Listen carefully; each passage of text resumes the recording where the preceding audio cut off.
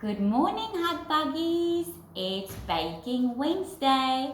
So today we are making a fun autumn biscuit with lovely autumn colors. You can use some lovely sweeties. This color is orange and yellow and red.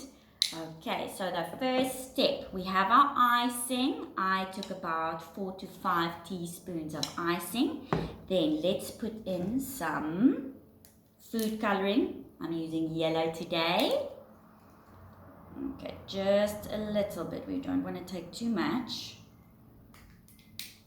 Okay. There we go. And make sure don't take too much water, otherwise it's too runny. Just a little bit. Now we stir. Let's see, stir. And stir. Wow, it's like an orangey, but it's perfect for our autumn color. Stir. Make sure you stir it nice. Now for the fun part. So, take your teaspoon and you can drip it on your Mari biscuit. And then use the back of the spoon to spread it out. Let's spread.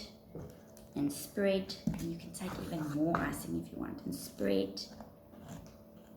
There we've got a lovely orangey on our biscuit. Now, let's take some sweeties. You guys can do whatever you want. It's your biscuit, your special unique biscuit. I've got an orange and yellow and red.